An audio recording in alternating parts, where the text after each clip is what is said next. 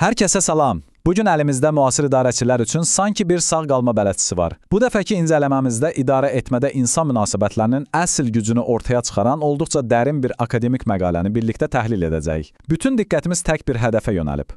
Rəhbərlərin insan münasibətləri bacarığı. Gəlin vaxt itirmədən mövzumuza keçək.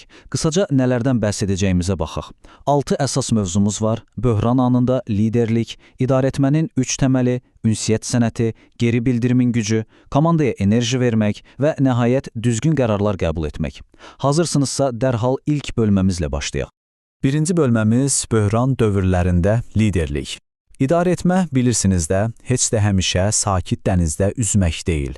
Gəlin görək bugün rəhbərlər hansı gərginliklərlə üz-üzədirlər. Baxın, hər şeydən əvvəl özünüzə bu sualı verin. Çətin anlarda yaxşı bir rəhbəri əslində nə fərqləndirir? Araşdırmalar çox maraqlı bir faktı ortaya qoyur. İdarəetmə artıq sadəcə quru texniki bacarıqlarla bağlı deyil, inanın mənə.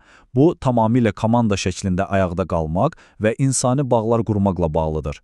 İşlər pisləşəndə texniki biliklər sizi bir yerə qədər aparır, amma asılıb qalacağınız əsl ip empatiyadır. Bunu ən yaxşı sübut edən nə oldu? Təbii ki, COVID-19 pandemiyası kimi gözlənilməz böhranlar. Mənbəyimiz açıq şəkildə göstərir ki, bu cür qeyri-adi vəziyyətlərdə rəhbərlərin fırtınadan çıxış yolu tapması məhz onların insan münasibətlərindən asılıdır. Qeyri-adi vəziyyətlər sadəcə qərarlar deyil, qeyri-adi insani bağlar tələb edir. Keçək ikinci mövzumuza. İdarəetmə bacarıqlarının 3 təməli. Gəlin görək bu məsələnin tarixi kökləri haraya gedib çıxır və əsas təməllər necə formalaşıb. Düz 1955-ci ilə Robert Katzın yaratdığı bu çərçivəyə baxaq. O, 3 əsas idarə etmə bacarığı göstərir. Burada həlledici və bəlkə də biraz təəccüblü məqam nədir? Texniki və konseptual bacarıqlar sizin şirkətdəki mövqeyinizdən asılı olaraq dəyişə bilər. Amma insani bacarıqlar, bax, bu bütün pillələr üçün mütləq şəkildə məcburidir. Ən aşağı pillədə də olsanız, ən üst səviyyədəki direktorda olsanız, insanlarla rəftarınız hər şeyi həll edir. Üçüncü hissə, ünsiyyət və dinləmə sənəti. Yaxşı, bəs biz bu kritik insani bacarıqları praktikada necə istifadə edirik? Əlbəttə ki, ən güclü silahımızla, yəni ünsiyyətlə. Bu bölgüyə diqqətlə baxın, həqiqətən heyrətamizdir. Biz adətən, görəsən nə deyim, hansı sözləri seçim deyə çox düşünürük, elə deyilmi? Halbuki qarşı tərəfə verdiyiniz mesajın böyük bir hissəsi, tam 55%-i bədən dilinizlə ötürülür, 38%-i səs tonunuzdur. O qədər üzərində əziyyət çəkdiyimiz sözlər isə cəmi 7%. Yəni, rəhbərsinizsə, bədən diliniz sadəcə bir əlavə deyil, elə idarəetmənin öz dilidir.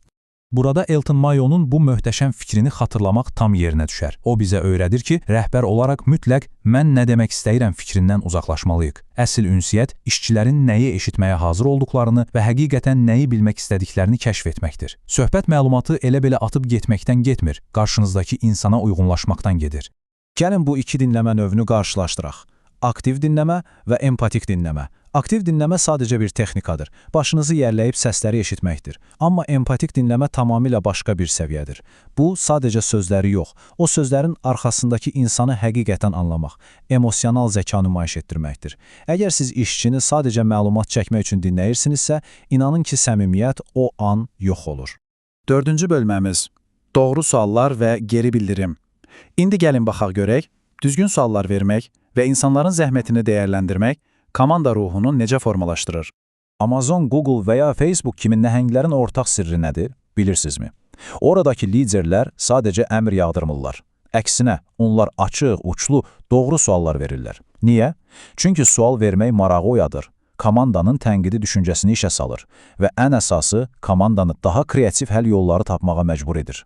Sual vermək qorxutmaq üçün deyil, inkişaf etdirmək üçündür. Və əlbəttə ki, feedback, yəni geri bildirim.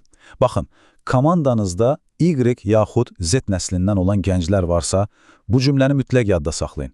Bu nəsillər üçün davamlı geri bildirim sadəcə bir lüks yaxud xoş bir söz deyil. Bu, onların motivasiyasını ayaqda tutan ən kritik ehtiyacdır. Onlar davamlı olaraq doğru yolda olduqlarını bilmək istəyirlər. 5-ci bölməmiz enerji vermə və problem həlli. Rəhbərin komanda üçün necə həm enerji mənbəyi, həm də problem həlledicisi rolunda çıxış etdiyini incələyirik. Thompsonun bu siyasi sözün əsl mənasında mükəmməl bir nələri etməməli təlimatıdır. Rəhbərlər niyə iflasa uğrayır? Dəyişən şərtlərə uyğunlaşa bilməmək, işçilərlə yola getməmək, Davamlı olaraq biz əvəzinə mən demək. Üstəlik, uğursuzluqdan sonra toparlana bilməmək və qərar verməkdən qorxmaq. Bəli, bunlar hər hansı bir potensialın sonunu gətirən amillərdir. Bəs bu iflaslardan necə qaçmaq olar? Çox sadə, komandaya müsbət enerji verərək. İnanın ki, ən gərgin iş günündə sadəcə səmimi bir təbəssüm belə böyük bir gücə malikdir. O, qarşı tərəfə birbaşa bu ismarcıları verir. Mən buradayam, səni anlayıram, sənə dəyər verirəm və sənə hörmət edirəm. Bu qədər sadə bir toxunuş iş yerindəki ab-havanı tamamilə dəyişə bilər.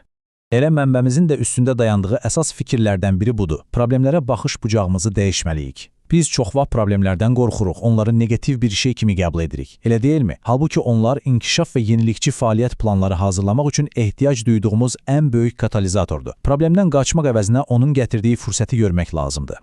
Və nəhayət, 6-cı, sonuncu bölməmiz effektiv qərar qəbul etmə. Liderliyin bəlkə də ən ağır yükü olan bu qərar vermə prosesini müzakirə edək. Qərar qəbul edərkən sanki bir kameleon kimi olmalısınız. Mintzberg bunu 4 əsas rola bölür. Siz yeri gələndə yenilik gətirən cəsarətli bir sahibkar, yeri gələndə isə anidən yaranan münaqişələri həll edən bir böhran rəhbəri olmalısınız. Bəzən tərəfləri ortaq məxrəcə gətirən vasitəçi, bəzən də şirkətin resurslarını ən ədalətli şəkildə bölüşdürən şəxs olmaq məcburiyyətindəsiniz. Söhbət bu 4 rol arasında çevik keçid edə bilməkdən gedir. Təhlilimizin sonuna gəldik. Sizi olduqca düşündürücü bir sualla baş-başa buraxmaq istəyirəm. Bugünün sərt və amansız iş mühitində siz sadəcə gündəlik texniki işləri, hesabatları idarə edirsinizmi? Yoxsa həqiqətən liderlik etmək və ayaqda qalmaq üçün ehtiyac duyulan o güclü insani bağları qurursunuz? Bir anlıq bu barədə düşünün, çünki fərqi yaradan məhz budur. İzlədiyiniz üçün təşəkkür edirəm. Növbəti təhlillərimizdə görüşənədək.